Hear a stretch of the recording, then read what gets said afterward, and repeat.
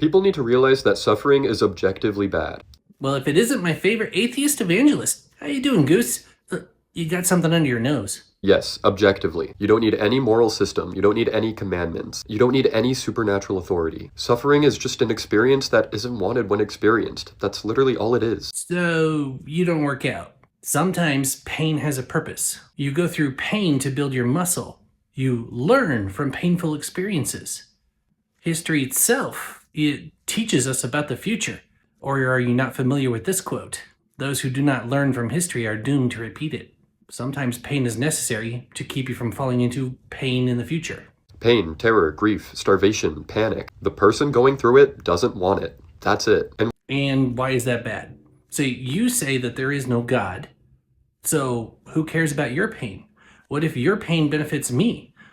If there is no God, if there is no superseding morality, then shouldn't I just get whatever I want for me and not care about you? Who's to say that's wrong? When a believer asks me, why is that suffering bad? They think they've cornered me, but they haven't. They're just confusing two completely different words. The word evil requires a whole moral framework. It requires rules and definitions and some ultimate authority to declare something wrong. And yet in your own videos, you have declared things evil. So are you agreeing that there's an ultimate framework or not? If you've just changed your mind, that's fine, but you need to say so. Suffering doesn't. Suffering is directly accessible. It's neurologically real and it's universally resisted from the inside. Again, work out. Muscles. Not always rejected. Not always resisted. Sometimes it's just understood as part of the process. You don't consult a verse before pulling your hand off the stove. You just react. That reaction is the foundation. Or you could read the instructions that says, don't touch the stove. It's hot. Conscious creatures are wired to avoid states that damage them. Unless they have intelligence, in which case they can understand the purpose of pain sometimes. Good thing we have intelligence, right? I wonder where that intelligence came from. That aversion is not an opinion. It's not cultural. It's not voted on. Then you have absolutely no authority to say that it's wrong for someone to go through it. We can talk about the suffering and how it comes from a fallen world and evil that exists in the world, but you have no basis other than your opinion and ouch. So when we're trying to build a moral framework, why do we start with a disputed revelation instead of something we can actually observe? Well, I'm disputing with you that there's no purpose for pain, so you can't even use that. And as a matter of fact, just because something's disputed doesn't mean it's incorrect. Doesn't mean that nobody has it correct.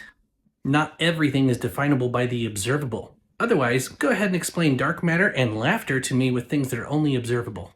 Religion says morality comes from God. Okay, but which God? Which text? Which interpretation? Which denomination? That's why you study them to see which one's most reliable. If the earth only had one religion, then you'd complain you didn't have a choice. We have no confirmed access to a divine mind. We have some competing claims about one. Confirmed by who?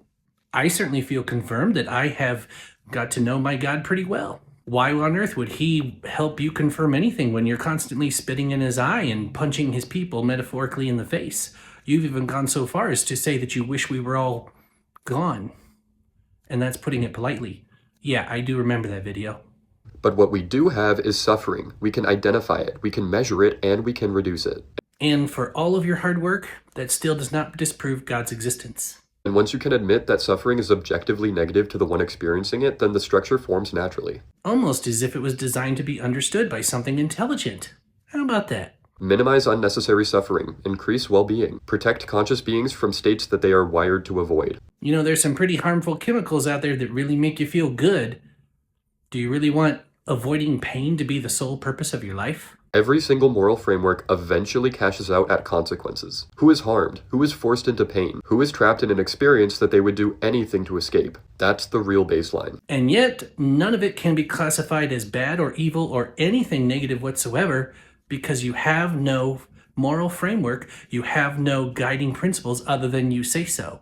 Your definition that pain is bad, therefore we must avoid it, is still based off of your understanding that there are good things and bad things. You're still using a moral framework even if you're trying to be objective. You're still proving that deep down you are wired to understand good from bad, even if it's askew.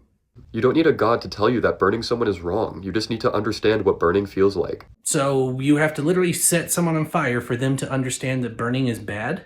Not everything has to be experienced, Goose. Sometimes if you read the instructions, it says, bad thing will happen. Don't. A moral system built on suffering is the only moral framework we can actually verify. Actually, no, you can verify moral frameworks by what they produce. And the Christian moral framework, when followed properly, has actually produced some of the greatest civilizations in the world. It's only when that framework gets corrupted that we see things fall apart. Please tell me how many wonderful atheist utopias have succeeded in this world.